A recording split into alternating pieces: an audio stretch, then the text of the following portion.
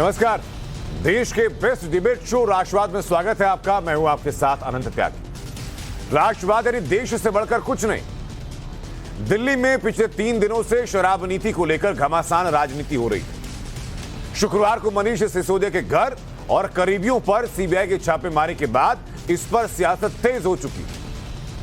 छापेमारी के बाद सीबीआई ने मनीष सिसोदिया समेत 14 लोगों के खिलाफ एफआईआर दर्ज की है और आज सीबीआई ने इन सभी आरोपियों के खिलाफ लुकआउट सर्कुलर जारी कर दिया। इस सर्कुलर के बाद मनीष सिसोदिया और बाकी लोग अब देश छोड़कर नहीं कहीं जा पाएंगे। अगर आरोपी इस नोटिस का उल्लंघन करते हैं तो उन्हें हिरासत में लिया जा सकता है। सीबीआई ने सिसोदिया समेत इन सभी लोगों को आरोपी बनाया।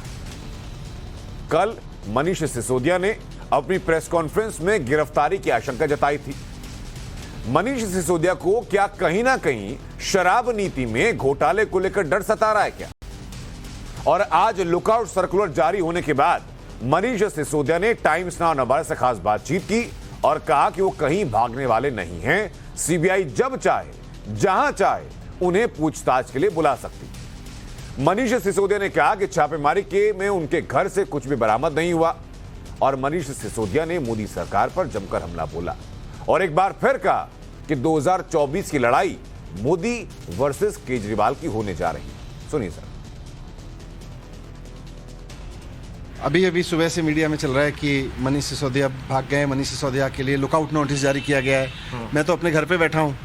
अभी 14 घंटे मेरे घर रेड मार के गए ये लोग, कुछ नहीं मिला इनको और सारी घर की चप्पे चप्पे की तलाशी ली, बिस्तर में, तकिए में, चादर में, सब जगह देखा, कपड़ों में देखा, कहीं इनको कुछ नहीं मिला। मेरी गलती ये नहीं है, इस पूरी एफआईआर को आप पढ़ लो, आपको इसमें कहीं मेरी कोई गलती नज़र नहीं आ रही। हाँ। मेरी गलती केवल ये है कि मैं अरविंद केजरीवाल का एजुकेशन मिनिस्टर हूँ। मेरी गलती ये है कि मैंने दिल्ली में स्कूल बनाने के लिए खूब मेहनत की। अब सीबीआई जांच कर ले, हम पूरा सहयोग करेंगे। हम कहीं किसी चीज़ से नहीं भाग रहे। यहाँ बैठा हूँ, जहाँ बुलाना है बुला लो, जहाँ आपको ढूंढना है आप ढूंढो मत, मैं आ जाऊँगा। लेकिन हम जानते हैं कि आपकी नज़र घोटाले पे है ही नहीं, क्योंकि अगर आपकी नज़र घोटाले पे होती, आपकी नज़र इस बात पे होती कि एक्साइज में घोटाला हो रहा है, उसको रोकना है, तो आपकी नज़र जाती गुजरात पे। गुजरात में 10,000 करोड़ का घोटाला इनके लोग कर रहे हैं और जहरीली शराब से लोग मर रहे हैं। वहाँ सीबीआई नहीं जा रही। पूरी की पूरी एक्साइज पॉलिसी, मैं आज गारंटी दे रहा हूँ आपको, देश की सबसे शानदार एक्साइज पॉलिसी है। बहुत ट्रांसपेरेंट तरीके से बनाई गई एक्साइज पॉलिसी में भ्रष्टाचार इनकी नज़र में है नहीं, ये भी जानते हैं। इनका केवल और केवल एक मकसद है, अरविंद केजरीवाल को कैसे रोका जाए। क्योंकि अरविंद केजरीवाल आज एक ऐसे नेता के रूप में उभर रहे हैं जिसमें मोदी जी के खिलाफ उन लोगों को जवाब मिल रहा है। लोग पूछते थे मोदी वर्सेस हूँ, आज लोग जान गए कि मोदी वर्सेस का जरूरत नहीं है, क्योंकि मोदी जी नीचे हैं। अब एक मौका केजरीवाल को देना है। दिल्ली के लोगों ने दे के देखा, पंजाब के लोगों ने मौका दे के देखा, अब देश के लोग अरविंद केजरीवाल को एक मौका दे के देखना चाहते हैं और 24 की लड़ाई अरविंद केजरीवाल वर्सेस मोदी की होने वाली। सिसोदिया भले ही खुद को ईमानदार बता रहे हैं, लेकिन शराब घोटाले को लेकर उनकी मुश्किलें अब और बढ़ सकती हैं। सिसोदिया के केस में अब एनफोर्समेंट डायरेक्टरेट यानी प्रवर्तन निदेशालय की एंट्री भी होने की संभावनाएं हैं। सीबीआई ने सिसोदिया के केस की फाइलें ईडी से साझा की हैं और सीबीआई के एफआईआर में आईपीसी की धारा 120B और धारा 7 यानी prevention of money laundering act के तहत भी केस दर्ज होने की वजह से अब प्रवर्तन निदेशालय सिसोदिया के खिलाफ मनी लॉन्ड्रिंग का केस दर्ज कर सकता है। इसी बीच बीजेपी और आम आदमी पार्टी के बीच राउंड वाइज वार पलटवार का दौर जारी है। आज इस मुद्दे पर बहस करें उससे पहले आपको सुनाते हैं कि अब तक किसने क्या कुछ कहा है। सुनिए जरा।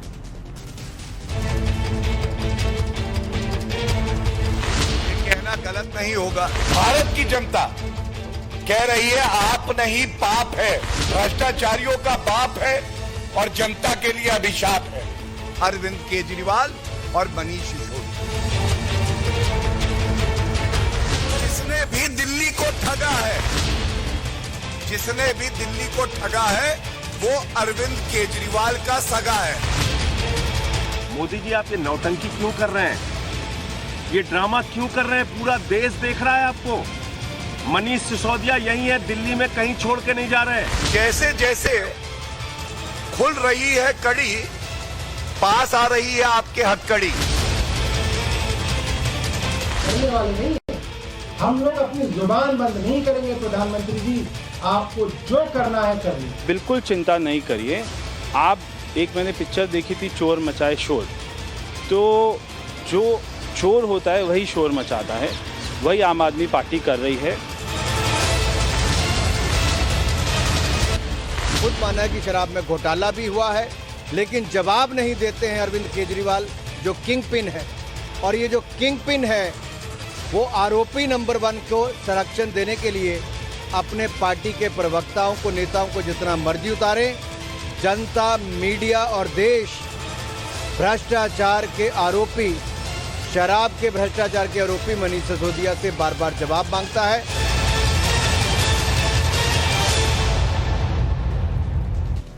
तो शराब नीति में घोटाले पर सीबीआई जांच कर रही है, लेकिन आम आदमी पार्टी और बीजेपी के बीच टकराव की लड़ाई भी तेज हो गई।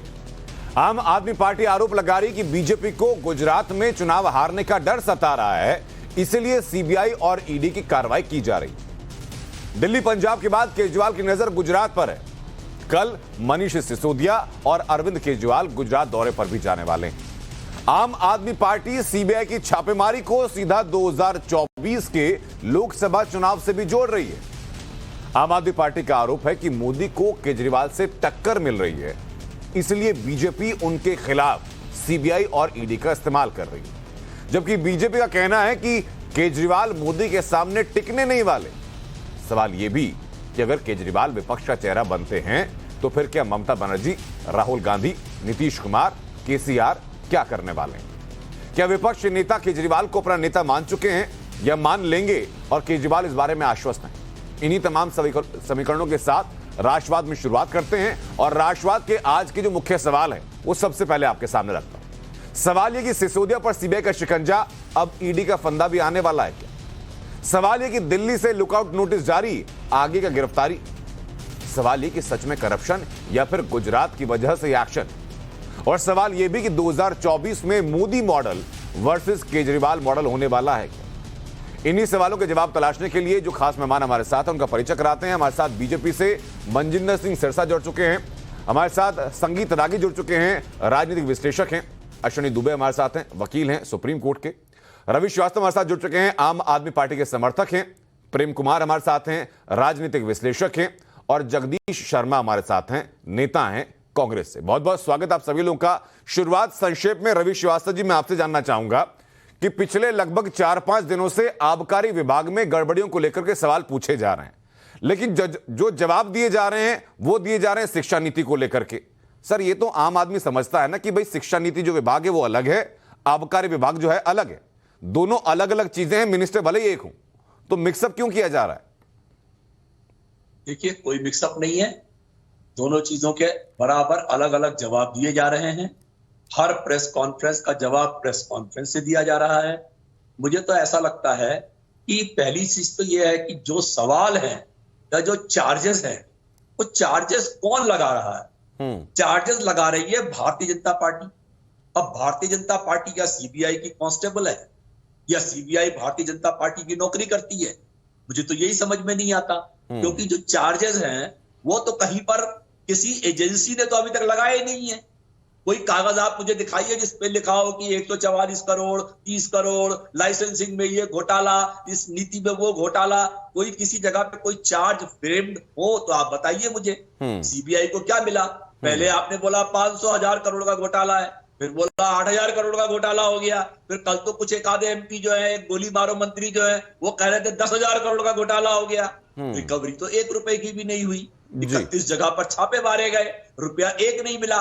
नहीं तो सिसोदिया जी से बोलते कि भैया अपना लैपटॉप और मोबाइल हमारे ऑफिस में जमा कर जाओ, तो 14 घंटे का तमाशा तो ना होता कम से कम, ईडी के दायरे में आ जाए। और एक बाकी रह गई इनकम टैक्स की है, उसे भी बुला ले, साथ में लगा ले, एक साथ किस्सा निपट जाए, सारी कुछ स्थिति जो है वो दूध का दूध और पानी का पानी हो जाए।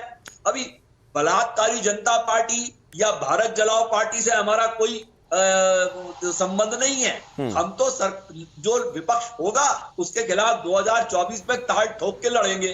सर, 2024 की बात भी कर लेंगे, उससे पहले तो दिल्ली की जो लड़ाई है उसकी बात कर लेते हैं। और मैं जानना चाहूंगा सिरसा साहब आपसे कि भाई देखिए, ये तो बहुत कॉमन आरोप हो गया आम आदमी पार्टी का कि आप गुजरात में आम आदमी पार्टी की राजनीतिक क्षमता से डरे हुए हैं, सहमे हुए हैं, इसलिए आप ये राजनीतिक आक्षेप लगा रहे हैं? पर ये बात तो हमेशा ही कहते हैं, जब वो गोवा गए थे तब भी कह रहे थे, जब उत्तराखंड गए थे तब भी वो कह रहे थे, जब वो यूपी गए थे तब भी कह रहे थे, और 2014 के चुनाव भी उन्होंने प्रधानमंत्री जी के खिलाफ लड़कर देखा था। तो 2024 का भी लड़े, किसने उनको मना किया? लेकिन विषय तो आज ये है, सब कुछ बोलेंगे लेकिन शराब नीति पे नहीं बोलेंगे। ये नहीं बताएंगे कि 2.5% जो कमीशन थी, जो पिछले 15, 20, 50 साल से लिकर का काम जब से दिल्ली में हो रहा था, अरविंद केजरीवाल जी को अचानक उसको 12% क्यों करना पड़ा जी। और जिनको 12% कमीशन दी गई, क्या उनसे को ऑक्शन कराई गई? नहीं। क्या उनकी को लॉटरी से काम दिए गए? नहीं। फिर किसने दिया? मनीष सिसोदिया जी ने तय किया कि मुझे अमन ढल अच्छा लगता है, ब्रांडको वाला, इसको काम दे दो। ठीक है, दे दिया। अब मुझे अच्छा लगता है बहुत ज्यादा, इसलिए इसको 12% प्रॉफिट दे दो।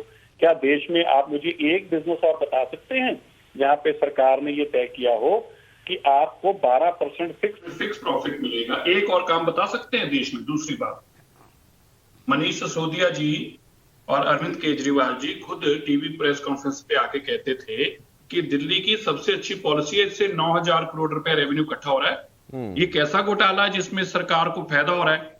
जब सीबीआई ने मुकदमा दर्ज कर दिया, लेफ्टिनेंट गवर्नर ने उसको मुकदमा दर्ज करने की इजाजत दे दी, तो तुरंत से मनीष सिसोदिया जी ने प्रेस कॉन्फ्रेंस करी और बोले कि देखिए, मैं आपको बताना चाहता हूं, इसमें बहुत बड़ी गड़बड़ी हो गई है, ये एक्साइज का बहुत बड़ा घोटाला है।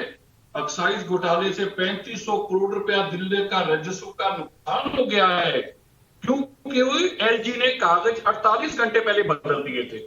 एक साल से तो इनको पता नहीं था। जब एलजी ने ऑर्डर कर दिया कि मुकदमा दर्ज होगा, तो अचानक से मनीष सिसोदिया जी जागते हैं और बताते हैं कि 48 घंटे एक्साइज पॉलिसी को लागू करने से पहले, मतलब आज से 1 साल पहले के 48 घंटे पहले एलजी ने ये क्लॉज लिख दी थी, इसलिए 3500 करोड़ रुपए का नुकसान हो गया और इसकी सीबीआई जांच होनी चाहिए।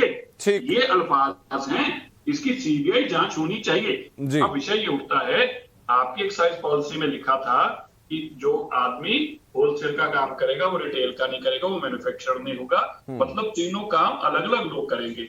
लेकिन यहाँ तीनों काम एक ही आदमी कर रहा है, तो उसके लिए आज तक अरविंद केजरीवाल जी ने, मनीष सिसोदिया जी ने जवाब नहीं दिया। सर, वो तो जवाब नहीं दिया उन लोगों ने, तो हम उम्मीद करते हैं कि रवि श्रीवास्तव चर्चा के दौरान इसका जवाब जरूर देंगे।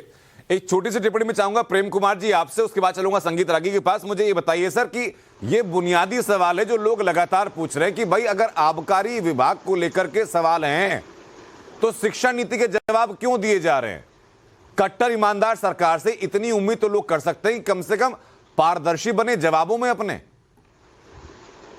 जी अनंत जी, ये अजीबोगरीब मसला है कि एक पॉलिसी बनाई गई है और पूरी पॉलिसी को ही भ्रष्टाचार का ड्राफ्ट बताया जा रहा है। अगर देखिए, पहले भी आपको याद होगा 2G को बड़ा कहा गया था कि 2G घोटाला हो गया 2.25 लाख करोड़ का, लेकिन हमने देखा कि 5G की नीलामी कितने में हुई और वो घोटाला कहाँ रहा।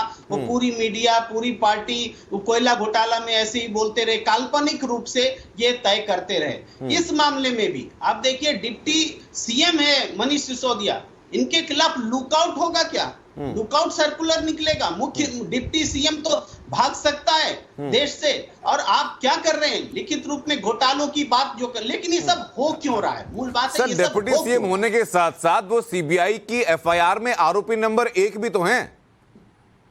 वही तो कह रहा हूं, क्या लुकआउट सर्कुलर की आवश्यकता है क्या? हाँ। गिरफ्तार कर लीजिए ना जी। अगर इतनी जरूरत है तो गिरफ्तार कर लीजिए। हाँ। ये लुकआउट सर्कुलर जारी करने का क्या मतलब निकलता, वो भी डिप्टी सीएम के लिए? ये सवाल है मेरा। लेकिन मैं पूछना चाहता हूं कि ये सब हो क्यों रहा है? हाँ। ये सब हो क्यों रहा है? ये सब इसलिए हो रहा है क्योंकि गुजरात चुनाव में इनको लगता है कि कांग्रेस से टक्कर मिलेगी तो डाइवर्ट करिए। अगर ये दोनों मैच फिक्सिंग खेल रहे हैं, मैं लिख कर देता हूं। कौन दोनों मैच फिक्सिंग खेल रहे हैं सर? सुन लीजिए, मनीष सिसोदिया की गिरफ्तारी इधर उधर नहीं होगी। हाँ। गुजरात में होगी, गुजरात जाते वक्त होगी। नहीं, कौन दोनों मैच फिक्सिंग खेल रहे हैं सर? ये मैच फिक्सिंग किन दोनों पार्टियों की है? किसकी? ताकि पॉलिटिकल डाइवर्जन हो और लोगों को लगे कि 2024। सर, ये मैच फिक्सिंग किसकी है? लेकिन अरे करप्शन के चार्ज लगने के बाद मोदी बनाम केजरीवाल होगा, ये कैसा परसेप्शन दिया जा रहा है? सर ये मैच फिक्सिंग किसकी है? ये कांग्रेस बीजेपी कर रही है, बीजेपी आम आदमी पार्टी कर रही है, या कांग्रेस और आम आदमी पार्टी कर रही है? कौन कर रहा है मैच फिक्सिंग? ये दोनों मिलके मैच फिक्सिंग कर रहे हैं। अरे ताकि ये दोनों कौन दोनों सर? मैं तो 3 नाम गिना रहा हूं आपको, इन 3 में से कौन दोनों है? नहीं मैं समझा नहीं, 3 नाम क्या गिना रहे हैं आप? आपने कहा सर कि 2 लोग मिलकर के मैच फिक्सिंग कर रहे हैं, तो मेरी जिज्ञासा जानने की है कि वो 2 लोग कौन है जो मैच फिक्सिंग कर रहे हैं? 2 लोग नहीं, 2 पार्टियां। कौन है सर? आम आदमी पार्टी, भारतीय जनता पार्टी। अरे गजब, ये दोनों मैच फिक्सिंग कर रहे हैं ताकि कांग्रेस को रेस से बाहर दिखाया जा सके। सर एक सेकंड प्रेम कुमार जी, मतलब मैं ये मान के चलूं कि अरविंद केजरीवाल ने दांव पर मनीष सिसोदिया को लगा दिया है? संगीत रागी जी यही मतलब है इसका जो प्रेम कुमार जी कह रहे हैं? बिल्कुल मानकर चलिए, आपने सही लाइन निकाली। ये बहुत बड़ी बात कह रहे हैं सर आप, और इस पर मैं टिप्पणी बाकी लोगों की भी चाहूंगा। मैं शुरुआत करना चाहूंगा संगीत रागी साहब से। सर देखिए, प्रेम जी का कहना है कि गुजरात चुनाव को देखते हुए भारतीय जनता पार्टी ने जानबूझ करके मनीष सिसोदिया को और अरविंद केजरीवाल को कंट्रोवर्सी करके केंद्र में लाया है, केंद्र में विमर्श में लाया है, ताकि गुजरात में जो कांग्रेस की बढ़त है उसको अरविंद केजरीवाल काट सके। मैं समझता हूं कि यही इनका निष्कर्ष है मोटा मोटी। सर निष्कर्ष एक और है संगीत रागी साहब, वो निष्कर्ष ये भी है कि मैच फिक्सिंग में जो बलि का बकरा बने हैं वो मनीष सिसोदिया बने हैं फिलहाल। मैंने कहा कि देखिए कोई भी मुख्यमंत्री नहीं चाहेगा कि उसका जो सबसे बड़ा राजदार हो। मुझे लगता है कि जिस प्रकार से केंद्र में अमित शाह जी और नरेंद्र मोदी जी हैं, उसी प्रकार से दिल्ली के अंदर अरविंद केजरीवाल और मनीष सिसोदिया जी की जोड़ी को देखा जाता है। तो वो कभी नहीं चाहेंगे कि जो उनका सबसे बड़ा विश्वस्त व्यक्ति हो, वो विश्वस्त व्यक्ति उसकी राजनीतिक छवि इतनी धूमिल हो जाए, वो करप्शन का केंद्र बन जाए, वो विमर्श के केंद्र में आ जाए, ऐसा वो नहीं चाहेंगे। दूसरी बात, मैंने मनीष सिसोदिया जी का जो प्रेस कॉन्फ्रेंस है उसको बहुत गहराई से देखा, बहुत सुना, बहुत गंभीरता से सुना, और चैनल पर आने से पहले 2-4 बार सुना। मुझे ऐसा लगा, निष्कर्ष में ये लगा कि उनका जो प्रेस स्टेटमेंट है या प्रेस के साथ आपके साथ भी जो किया आपके चैनल के साथ, उसमें उनका पॉलिटिकल स्टेटमेंट ज्यादा है। अरविंद केजरीवाल के साथ 2024 का चुनाव होगा, अरविंद केजरीवाल राष्ट्रीय नेता होंगे। अभी एक पार्टी जो अभी यहाँ से ले दे करके पंजाब तक पहुंची है, पंजाब में भी कंट्रोवर्सी झेल रही है, मिस गवर्नेंस झेल रही है, वो पार्टी राष्ट्रीय फलक पर। प्लीज सर, हम अपना बोल लें, इसके बाद आप बोल दीजिएगा। आपको मैंने ध्यान से सुना है, इतनी तो आप जरूर तमीज दिखाएंगे। देखिए, जो पार्टी 2 राज्यों तक, छोटे छोटे राज्यों तक सीमित है, वो राष्ट्रीय फलक पर नरेंद्र मोदी को चुनौती देगा, ये कोई भी सहज विश्वास करने वाला व्यक्ति नहीं है। लेकिन मनीष सिसोदिया क्यों ऐसा कर रहे हैं? मनीष सिसोदिया ऐसा इसलिए कर रहे हैं ताकि उनको लगे, देश की जनता को लगे कि ये लड़ाई जो है वो राजनीतिक है। ये लड़ाई राजनीतिक नहीं है, ये लड़ाई मूलतः करप्शन को लेकर के है। आपने एक पॉलिसी बनाई, और पॉलिसी बनाई, आप कह रहे थे कि भारतीय जनता पार्टी ने किसानों को लेकर के बिल ले आया, और उस समय ले आया जब कोरोना चल रहा था, और गुपचुप तरीके से ले आया। वो तो किसानों के लिए नीति लेकर के आए थे। आपने तो एक ऐसी आबकारी नीति लाई जिससे दिल्ली के राजस्व को घाटा हुआ, साथ साथ पैसे को आपने पंजाब के चुनाव में डाइवर्ट किया। और ये रिपोर्ट जो कही जा रही है, नहीं, इसको प्रूव करना पड़ेगा जी, ऐसे बोलने से नहीं चलेगा। एक सेकंड, हम लोग चर्चा से इतर नहीं जाते हैं। संगीत रागी साहब, देखिए 2 बुनियादी सवाल हैं जिसका जवाब मैं तलाशना चाहूंगा सर, और मैं चाहूंगा कि इसमें जगदीश शर्मा और अश्विनी दुबे आप दोनों भी टिप्पणी दें। अश्विनी दुबे पहले आप बताइए जरा, मैं आ रहा हूं संगीत रागी साहब के पास, मैं आपके पास आ रहा हूं सर। अश्विनी जी मुझे बताइए सर, एक पार्टी जिसका पिछले विधानसभा चुनाव में गुजरात के अंदर नोटा से कुल कम वोट मिले हों, वो पार्टी कैसे इतनी ताकतवर हो जाती है कि उस पार्टी को सेट करना पड़े चुनावों के लिए? दूसरा, आम आदमी पार्टी जो खुद को कट्टर ईमानदार पार्टी कहती है, उसी छवि को अपने उप मुख्यमंत्री को लेकर के, जिनके पास 18 मंत्रालय हैं, क्यों डेंट करना चाहेंगे अरविंद केजरीवाल? देखिए, इसलिए मैं ये कोई एनफोर्समेंट डायरेक्टरेट ने अभी इन्वेस्टिगेशन शुरू नहीं किया है कि सुप्रीम कोर्ट के 3 जजेस बेंच की जजमेंट आ गई है कि पूरी पावर एजेंसी के पास है और एजेंसी जो है जब चाहे अरेस्ट कर सकती है। ये सीबीआई जब इन्वेस्टिगेट कर रही है, और एलिगेशंस क्या है वो समझना पड़ेगा कि अमित अरोड़ा, दिनेश अरोड़ा, अरुण पांडे शराब व्यापारियों से कमीशन लेते थे, कमीशन के बदले में लाइसेंस दिया जाता था और वो सब माननीय उप मुख्यमंत्री जी के करीबी हैं। दूसरा, इंडो स्पिरिट कंपनी ने दिनेश अरोड़ा की कंपनी को 1 करोड़ रुपए दिए, वो अर्जुन पांडे को लेकर आरोप है, उन्होंने विजय नायर की तरफ से महेंद्रू से 2-4 करोड़। अब तीसरा, ठीक, मुख्य सचिव ने 2 महीने पहले अपनी रिपोर्ट सौंपी। उस रिपोर्ट में जो GNCT act 1991, transaction of business rules 1993, Delhi excise act 2009 और दिल्ली एक्साइज रूल्स 2010 के नियमों का उल्लंघन पाया गया। अब 144 करोड़ रुपए माफ भी किए। तो ये प्रोबेबल जो एविडेंसेस हैं प्राइमा फेसी, जो साबित करते हैं कि जो पूरा प्रोसीड ऑफ क्राइम है उसमें ऊपर से नीचे तक सारे लोग हैं। अब इसको पॉलिटिकल इशू, हमारा देश लोकतंत्र है, आप तो देख ही रहे, हर छोटी बात पे इस तरह के एलिगेशन चलते हैं, परंतु एजेंसी को अपना काम नहीं करने देना और एजेंसी के काम को पॉलिटिसाइज करना, यानी आप एजेंसी की जो गरिमा है उसको भी धूमिल कर रहे हैं और जो फ्री फेयर इंपार्शियल इन्वेस्टिगेशन है जो जनता के सामने आना चाहिए वो भी नहीं आने देना चाहते। तो मैं तो कानून विद्यार्थी होने के नाते ये समझता हूं कि आप ये देखिए कि लुकआउट नोटिस का मतलब अरेस्ट बिल्कुल नहीं होता है। लुकआउट नोटिस का सीधा सीधा मतलब होता है कि कोई जो फिजिटिव क्रिमिनल है या जो एक क्रिमिनल है वो देश छोड़कर ना जाए और देश से यहां बाहर से यहां ना आए। तो उसको इस तरह से ग्लोरीफाई करना ये साफ तौर पर साबित करता है कि सिर्फ अश्विनी दुबे बहुत आसान भाषा में अगर अपने दर्शकों के लिए ये चीजें रखें तो जो लुकआउट सर्कुलर जारी किया गया उसके पीछे की मंशा सिर्फ प्रिकॉशनरी मेजर थे, ये सावधानी बरतते हुए, एहतियात बरतते हुए कि भाई जांच चल रही है, कोई भी आरोपी बाहर ना जाए, जांच प्रभावित हो सकती है, जांच ही करनी है, सिर्फ आप बाहर नहीं जाएंगे, इसलिए लुकआउट सर्कुलर जारी किया गया। और इसीलिए और एक्यूज नंबर एक कोई, आप ये समझिए कि माननीय उप मुख्यमंत्री जी दिल्ली में है और एक्यूज नंबर 2, 3, 4 के खिलाफ लुकआउट सर्कुलर नोटिस जारी कर दे और एक के खिलाफ नहीं करे तो ये भी तो लॉ का वायलेशन होगा। इसलिए जितने सारे एक्यूज्ड हैं सबके खिलाफ लुकआउट नोटिस जारी हुआ।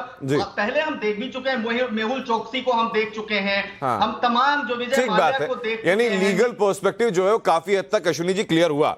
अब जगदीश शर्मा जी, मैं चाहूंगा कि अब आप पॉलिटिक्स जो चल रही है उसके ऊपर बात कर रहे हो। जो प्रेम कुमार जी ने टिप्पणी की कि भाई ये बीजेपी और आम आदमी पार्टी की साठगांठ है गुजरात चुनाव में कांग्रेस को नुकसान पहुंचाने के लिए, आप मान रहे हैं गुजरात के अंदर कांग्रेस आम आदमी पार्टी इतनी मजबूत है?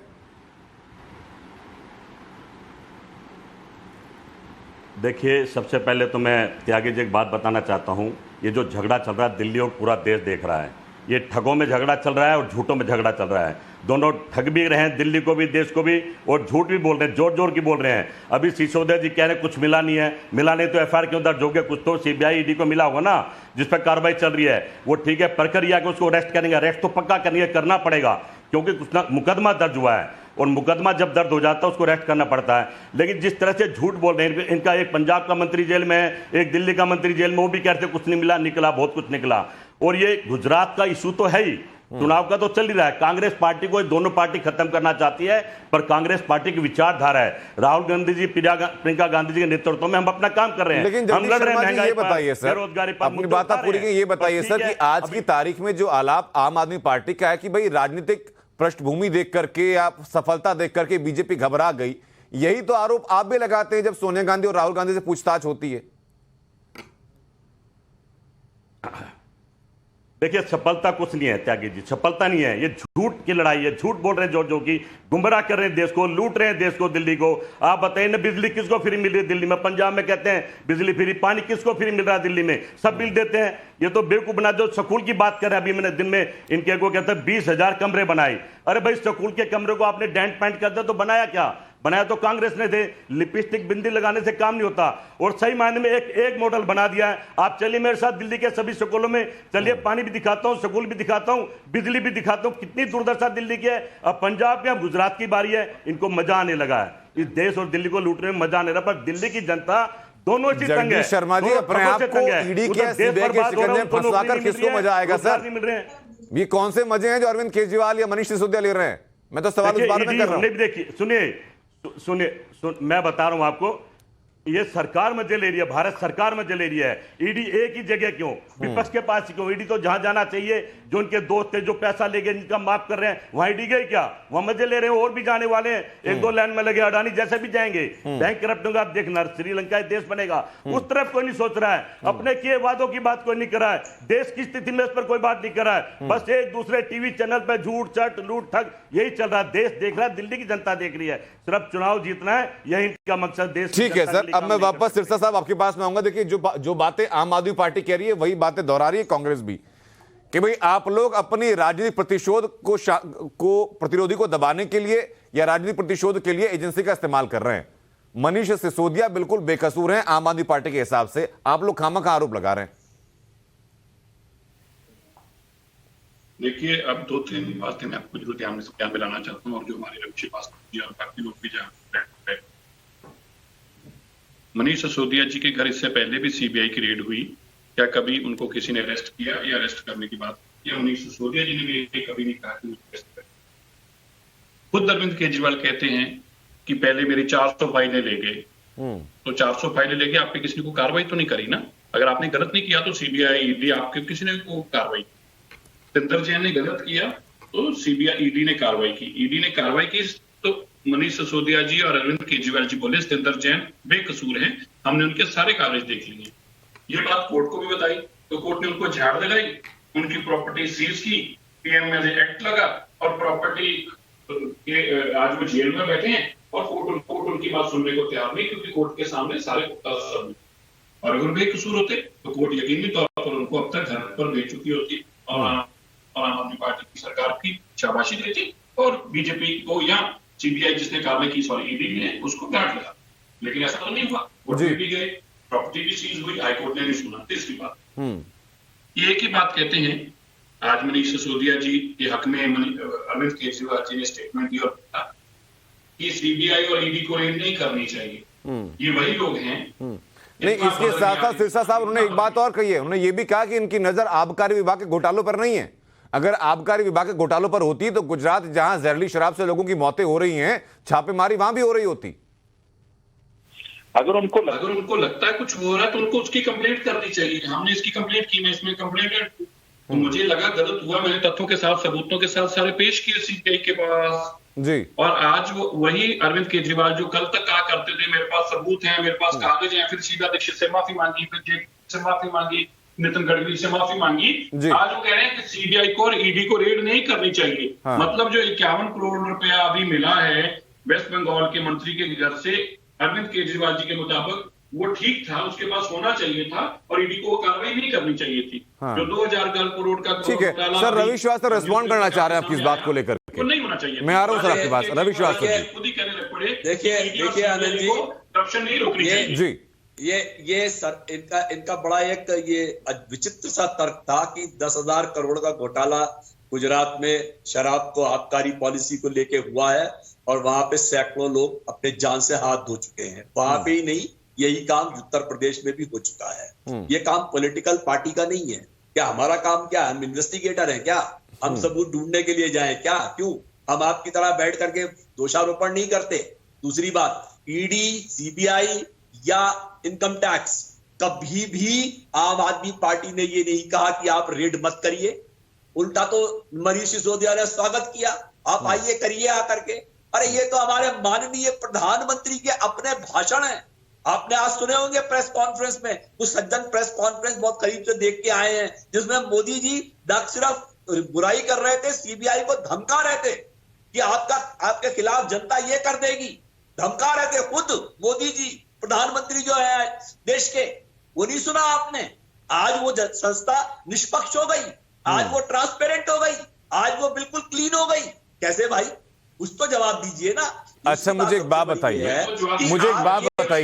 रवि श्रीवास्तव साहब, अगर संस्था पाक साफ है आपकी निगाह में, आपकी पार्टी कट्टर ईमानदार पार्टी है, तो जांच होने दीजिए ना सर। फिर इतनी बौखलाहट या फिर छटपटाहट क्यों है? कहा कोई छटपटाहट नहीं है, कोई छटपटा। आप देखिए ना क्या हो रहा है। आराम से रेड हुई, 14 घंटे बैठे रहे, जो गाड़ी में बोले गाड़ी के कागज, गाड़ी में से कागज ले गए। अरे भाई वो गाड़ी की रजिस्ट्रेशन बुक और इंश्योरेंस के पेपर लेके गए। सर मनीष सिसोदिया के यहाँ तो छापेमारी चल रही थी, वो प्रेस कॉन्फ्रेंस कर नहीं पा रहे थे। उनके अलावा तो मुझे याद नहीं आता कि आम आदमी पार्टी का कोई बड़ा चेहरा चूका होगा जो प्रेस कॉन्फ्रेंस नहीं कर रहा था इस मुद्दे को लेकर के। एक मित्र कह रहे थे अभी कि वो अमन अरोड़ा और दिनेश अरोड़ा नहीं, मैं रवि श्रीवास्तव जी ये कह रहा हूं, रवि श्रीवास्तव जी मैं ये कह रहा हूं कि आप कह रहे हैं कि हम लोग सीबीआई की कार्रवाई का स्वागत कर रहे हैं। मनीष सिसोदिया की यहाँ तो रेड चल रही थी सर, वो तो प्रेस कॉन्फ्रेंस कर नहीं सकते थे। उसके अलावा मुझे बताइए कोई बड़ा चेहरा छूटा हो आम आदमी पार्टी का जिसने इसी मुद्दे को लेकर के प्रेस कॉन्फ्रेंस ना की हो और आबकारी विभाग पर लगे आरोपों के चलते शिक्षा विभाग की सफाई ना दी हो। देखिए, आबकारी विभाग का काम और शिक्षा का काम दोनों अलग है। शिक्षा पे बात सिर्फ इसलिए हो रही है कि शिक्षा को लेके आम आदमी पार्टी का सम्मान आज देश में नहीं विश्व में हो रहा है, और ये चीज जो है वो आम आदमी पार्टी के क्रेडिट को जाती है और हर देशवासी का सर गर्व से मैं तो ये कह रहा हूं सर, मनीष सिसोदिया के पास 17 से 18 विभाग हैं, उन हर विभाग की पूरी प्रेस कॉन्फ्रेंस कीजिए आपने 17-18 विभागों की पूरा का पूरा लेखा जोखा लोगों को दीजिए। इस बारे में किसी को कोई आपत्ति नहीं होगी सर, हक है आपको, काम किया तो बताइए। लेकिन प्रेम कुमार जी सवाल तो मेरा फिर बुनियादी वही है ना सर कि अगर पूरब के बारे में सवाल पूछा जाए तो जवाब पश्चिम का क्यों आना चाहिए?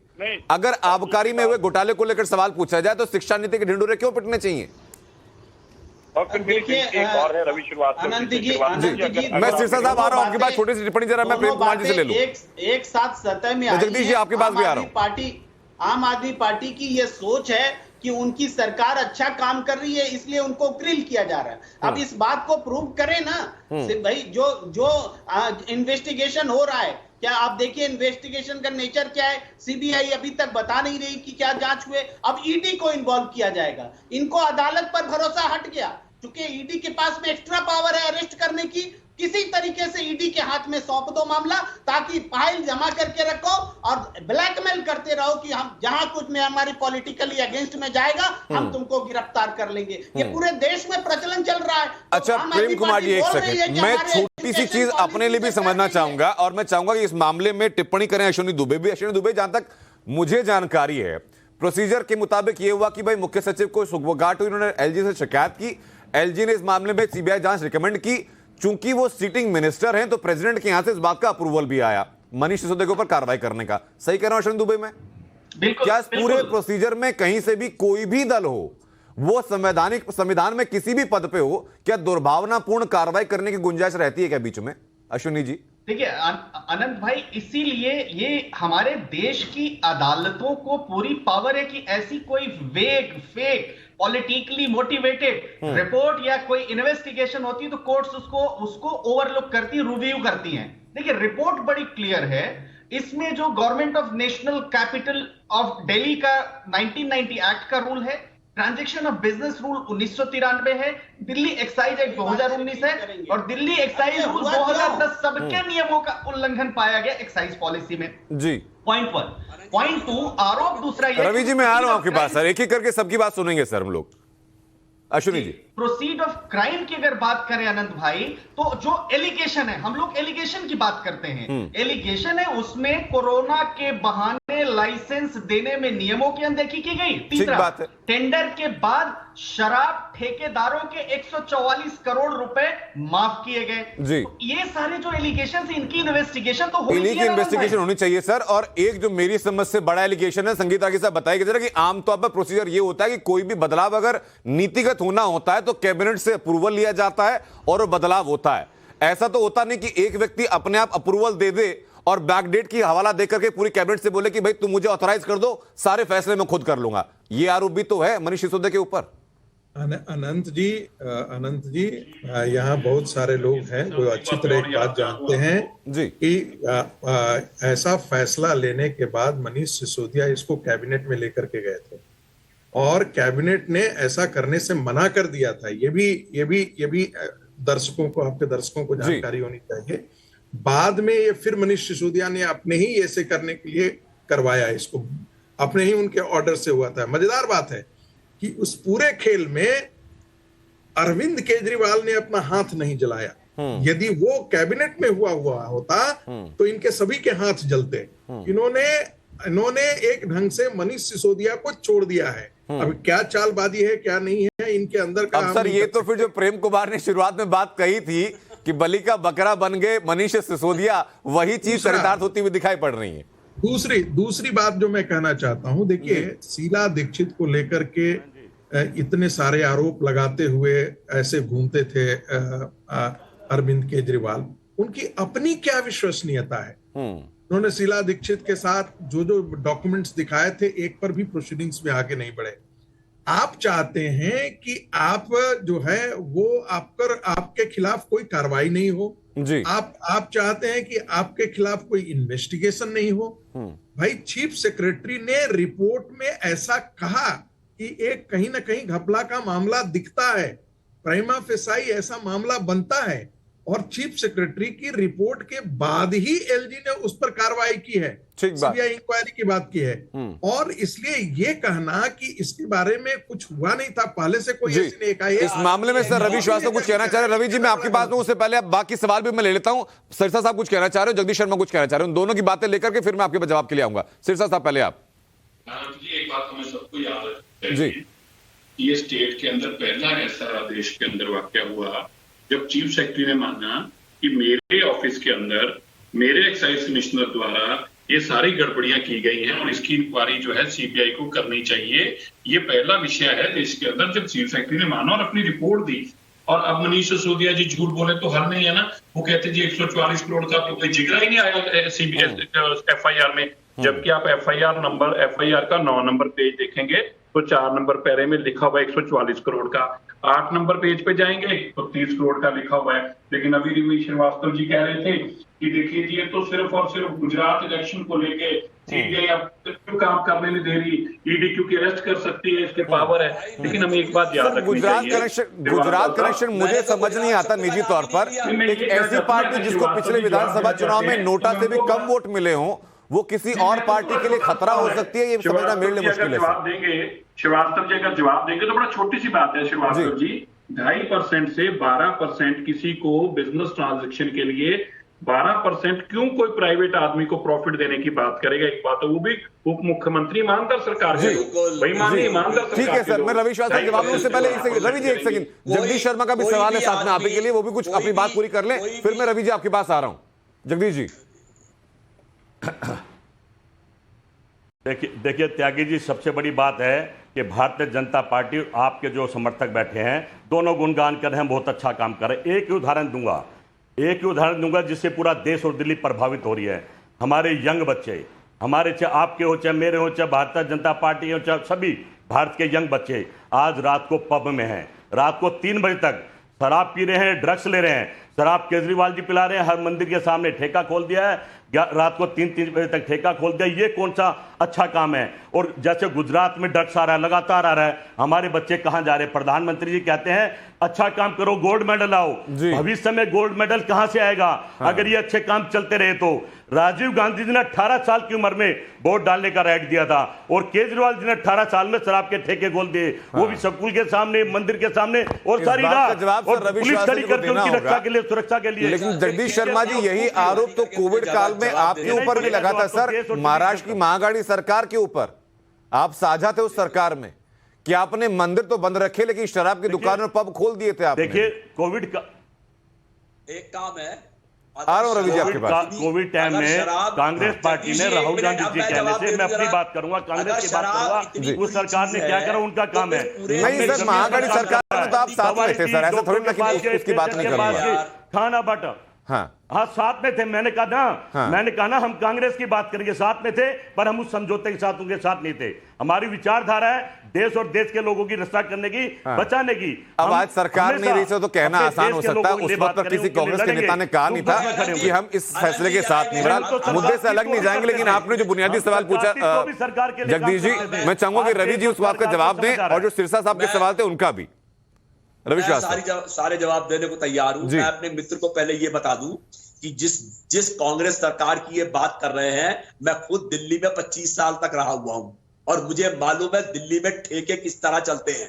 किस तरह लोग एक के ऊपर एक गिरते थे, किस तरह शराब की ब्लैक होती थी, किस तरह से महिलाओं को कभी कोई मौका नहीं मिलता था, किस तरह से वहां पे लॉ एंड ऑर्डर सिचुएशन होती थी, बैरिकेड लगा के शराब बिकती थी। श्रीमान जी, आपके शासन के अंदर तो यानी दिल्ली में लॉ एंड ऑर्डर बेहतर है सर, अब आप ये कह रहे हैं। अब मैं आपको एक जवाब दे दूं कि ये जो पड़ोस में बीजेपी के मित्र बैठे हैं, इनको बता दूं कि मैं बैंगलोर में हूं और यहाँ पे इतनी खूबसूरत शराब की दुकानें हैं, इन्हीं की सरकार है यहाँ पे, और खुला आराम से खूबसूरत तरीके से शराब डिस्पर्स होती है। दिल्ली में बंद करो ना पहले, दिल्ली से देश चलता भाई, टेस्ट भी करते हैं और कोई समस्या नहीं है यहाँ पे। ये पॉलिसी थी आम आदमी पार्टी की, एक सेकेंड, जिससे होने वाला था यहाँ पे। और जहां तक ये करीबियों को फायदा पहुंचाने, मैं इस बात को मान गया सर कि बेंगलुरु में आपको बहुत खूबसूरत शराब की दुकानें दिखाई पड़ती हैं। दरअसल शराब की दुकान खूबसूरत होना या ना होना, रवि जी, दिक्कत वो नहीं है सर। दोस्तों के वापस किए, लौटा दिए जो लोन इन्होंने वेव ऑफ किए हैं,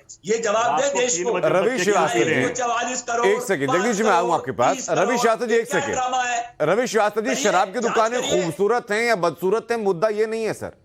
मुद्दा तो खाली ये है कि अगर बहुत सुंदर आपकी वो शराब नीति थी जिसको कि लेकर के आज भी मनीष सिसोदिया कहते हैं कि देश की सर्वश्रेष्ठ नीति थी, तो भाई आपने बंद क्यों कर दी? जैसे ही सीबीआई जांच की रिकमेंडेशन हुई, उसके कुछ हफ्ते बाद आपने नीति बंद कर दी। It is temporarily on hold, कोई विड्रॉ थोड़ा ही हो गई है, रिव्यू करेंगे, वापस चालू करेंगे। तो रिव्यू तो सर आपके पास है ना, बिल्कुल रिव्यू तो मनीष सिसोदिया कह रहे हैं ना कि दुनिया की देश की सबसे बेहतर नीति है ये। सबसे अच्छी पॉलिसी है देश के अंदर, और मैं ये कहता हूं आप जो जांच होनी है पूरी करिए, जांच खत्म होने दीजिए, फिर पॉलिसी लागू होगी, कोई समस्या नहीं। और ये इनको पूछिए कांग्रेस वालों को ये क्या कर चुके हैं यहाँ पे। ठीक है सर, इस पर छोटी सी टिप्पणी मैं चाहूंगा प्रेम कुमार जी दे, उसके बाद में 2024 में विपक्ष का चेहरा कौन होगा इस पर भी डिस्कशन करना चाहूंगा। लेकिन प्रेम कुमार जी मुझे बताइए जरा सर कि अगर बहुत बेहतर पॉलिसी थी तो भाई बंद क्यों कर दिया? क्यों चाहते हैं कि सरकार का लोगों का नुकसान हो? बिल्कुल आनंद जी, ये आपका सही सवाल है। ये आम आदमी पार्टी ने इस अपनी नीति को गलत माना है। ये शराब बेचते हुए फ्री शराब देना, ये सामाजिक जिम्मेदारी भी होती है राजनीतिक दलों की। केवल राजस्व बढ़ाने के लिए क्या सबको शराब पिलाएंगे? ये कौन सा आम आदमी पार्टी को इस सोच के साथ पैदा नहीं हुई थी? ये गलत थिंकिंग है। और पूरे, लेकिन एक बात और है अनंत जी, पूरे राष्ट्रीय परिप्रेक्ष्य में भी इस बात को सोचा जाना चाहिए कि शराब की नीति क्या हो। ऐसा नहीं होगा कि शराब के पी करके लोग मरते रहेंगे और सिरसा जी बोलेंगे कि किसी को कंप्लेन करना हो तो कर लीजिए। अरे आपकी भी सामाजिक जिम्मेदारी है सिरसा जी, जब 100 लोग मरते हैं तो आप कितने लोगों के मरने का इंतजार कर रहे हैं? क्या शराब पी करके मरने के लिए लोगों को छोड़ दिया जाएगा? ये महत्वपूर्ण सवाल है, चिंता करने का ये वक्त है। और आप जो बात ठीक है सर, मैं एक और चीज पर सर मैं चाहूंगा कि डिस्कशन को मैं आगे बढ़ाऊं, और जगदीश शर्मा शुरुआत में उस बिंदु को लेकर आपसे करना चाहूंगा सर कि मनीष सिसोदिया ने साफ कहा कि 2024 में जो पीएम कैंडिडेट होंगे प्रधानमंत्री मोदी के सामने वो अरविंद केजरीवाल होंगे। तो अगर अरविंद केजरीवाल पीएम बनेंगे तो राहुल गांधी क्या करेंगे? देखिए त्यागी जी, एक बात क्लियर कर दूं आप में, दिल्ली और देश की जनता समझ गई है, ठगों से छुटकारा चाहती है, झूठों से छुटकारा चाहती है।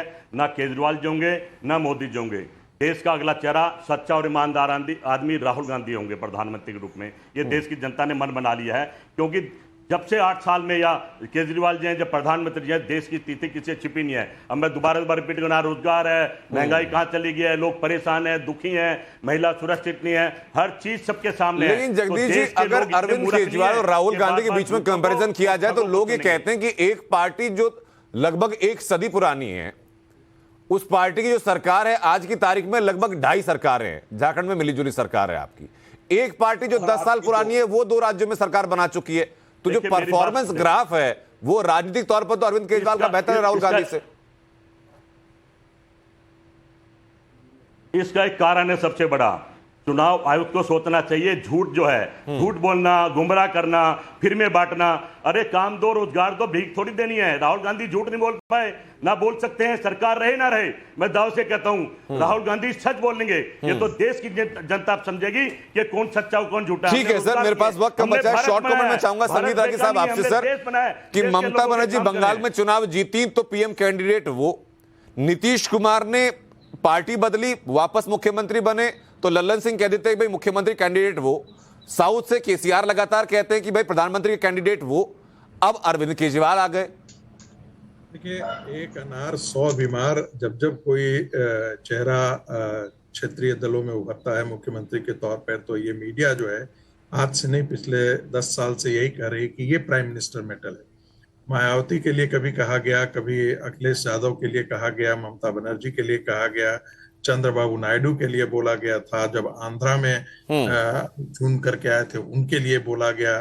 तो देखिए, ये सब तो उनकी अपनी मीडिया की कवायद, पॉलिटिकल पार्टियों की अपनी अपनी कवायद है, वो करते रहेंगे।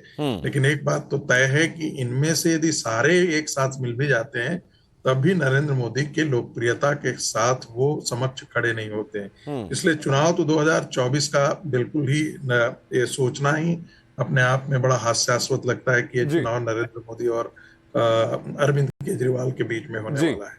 ठीक है सर, मुझे जब विपक्षी एकता की बात आती है तो कर्नाटक में जब सरकार गठन हुआ था तो एक ही मंच के ऊपर कैसे हाथ में हाथ थामे सारे राजनीतिक दल खड़े हुए थे, उसके ठीक बाद के चुनाव में क्या हुआ था ये हमारे सामने रहा था। बहरहाल चर्चा में बात इतना ही है सर। बहुत बहुत शुक्रिया तमाम लोगों का चर्चा में शामिल होने के लिए, चर्चा का हिस्सा बनने के लिए। और इसी बीच एक बड़ी खबर सामने है। आनंद शर्मा ने, कांग्रेस नेता आनंद शर्मा ने सोनिया गांधी को एक चिट्ठी लिखी है और इस चिट्ठी में लिख करके सोनिया गांधी को अपने इस्तीफे की वजह बताई है। उन्होंने कहा कि मुझे लगातार अपमानित किया गया और आत्मसम्मान की कीमत पर मैं काम नहीं कर सकता। यह आनंद शर्मा ने साफ कर दिया। आनंद शर्मा कांग्रेस के स्थापित नेता हैं और आनंद शर्मा ने आज इस्तीफा भी अपना दिया।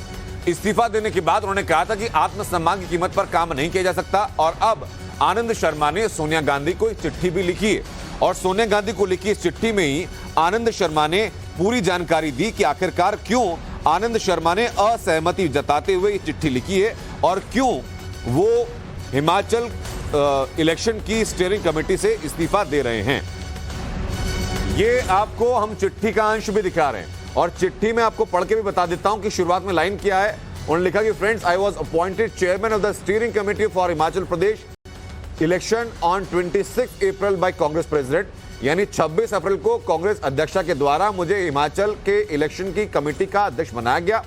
आई had requested both GS organisation and in charge for clarity on mandate including role in selection of candidates and strategy formulation, यानी कि जो उम्मीदवार होंगे उनके चयन को लेकर के और रणनीति क्या होगी उसको लेकर के आप जरा स्पष्ट करें कि किसके पास कितने अधिकार होने चाहिए। आगे उन्होंने लिखा कि this was required due to multiplicity of committees, ये जरूरत थी क्योंकि कई सारी कमेटी थी और किस कमेटी के पास क्या अधिकार है ये हमें पता होना चाहिए। हमारी सहयोगी तानिया इस वक्त हमारे साथ जुड़ चुकी है। तानिया, बताइए जरा कि जो आनंद शर्मा ने चिट्ठी लिखी सोनिया गांधी को, उसके क्या क्या अंश हैं? जाहिर सी बात है, ये एक बहुत बड़ा धक्का था कांग्रेस पार्टी के लिए। हालांकि आनंद शर्मा अभी भी कांग्रेस पार्टी के वरिष्ठ नेता है, वो कांग्रेस में बने रहेंगे, उन्होंने ये बात स्पष्ट कर दी है, उन्होंने इसके बारे में ट्वीट भी किया है। पर ये बात भी उन्होंने सामने लेके आए हैं, जो हम आपके सामने मैसेज लेके आ रहे हैं। ये मैसेज जो है ये आनंद शर्मा ने अपने कोर ग्रुप जो है हिमाचल का कांग्रेस का, वहां पर डाला कि किन कारणों की वजह से आज उनको ऐसा कदम उठाना पड़ा। जो 26 अप्रैल को इस साल एक स्टीयरिंग कमेटी बनाई गई थी जिसके चेयरमैन थे आनंद शर्मा, तो उनके लिहाज से ऐसा है कि जितनी भी मीटिंगें होती हैं उसमें आनंद शर्मा को कभी ना इनवाइट किया गया, ना कभी उनको निमंत्रण दिया गया, ना उनके बारे में सूचना थी, ना उनके बारे में जानकारी दी कि कब कहाँ कैसे मीटिंग हो रही है। अब इस पूरे मीटिंग के बारे में जहां पे ऑब्जर्वर्स बनाए गए थे, जहां भूपेश बघेल है, प्रताप सिंह बाजवा है, सचिन पायलट है और इन सब के जो सबसे वरिष्ठ नेता है वो है राजीव शुक्ला, क्योंकि वो है general secretary in charge Himachal Pradesh के। अब राजीव शुक्ला की जिम्मेदारी बनती है कि वो सारे गुट को एक साथ लेके चले और कहीं ना कहीं आनंद शर्मा इस बात से खफा है कि राजीव शुक्ला ने वो नहीं किया, क्योंकि वो जनरल सेक्रेटरी इंचार्ज है, वो एक तरह से कांग्रेस हाई कमांड के नुमाइंदे हैं और उनको ये बड़ी जिम्मेदारी दी जाती है कि इलेक्शन होने वाला है हिमाचल प्रदेश में। और आनंद शर्मा जो इतने वरिष्ठ नेता है, सांसद रह चुके हैं हिमाचल प्रदेश से और deputy chief minister, leader of the opposition के तौर पे रह चुके हैं राज्यसभा के, उनके कद का, उनके स्तर का उनको लगता है कमेटी में ये जगह नहीं दी गई। और उन्हें साफ कहा है कि उनको लगा है कि उनको कई बार बेइज्जत किया गया है, जहां उनको बुलाया नहीं गया है, उनको मीटिंग की सूचना नहीं दी गई है और कैंडिडेट की भी जो सिलेक्शन प्रोसेस है उसके बारे में कौन सी कमेटी कमेटी के पास में अधिकार है, ये स्पष्ट नहीं हो पा रहा था। तो कई ऐसे अहम मुद्दे उठाए गए हैं जिसकी जवाबदेही बनती है कांग्रेस पार्टी के आला कमान से। हालांकि अभी कोई भी सामने आके जवाब नहीं दे रहा है, बट ये सामने मुद्दा बड़ा बनता ही जाएगा। बिल्कुल, बहुत बहुत शुक्रिया साम्या कपूर आपका हम तक जुड़ने के लिए और ये पूरी जानकारी हम तक पहुंचाने के लिए। तो ये वो तमाम लेटर्स भी आपको दिखा रहे हैं जो कि ऑल इंडिया कांग्रेस कमेटी की तरफ से जारी किए गए थे, किस किस व्यक्ति का कब कब अपॉइंटमेंट किया गया है। और आनंद शर्मा ने जो बात कही वो बहुत गंभीर है। उन्होंने कहा कि अपमानजनक तरीके से मैं काम नहीं कर पाऊंगा, मुझे कई दफा अपमानित किया गया। आनंद शर्मा जिस कद के नेता हैं कांग्रेस के अंदर, अगर उस कद का नेता भी पार्टी के अंदर दी गई कार्रवाइयों में अपने आप को अपमानित महसूस करता है तो पार्टी का आंतरिक लोकतंत्र कितना मजबूत है, ये जनता के पास साफ संदेश जा रहा है। एक छोटे से ब्रेक का वक्त है। टाइम्स नाउ भारत पर खबरें लगातार जारी।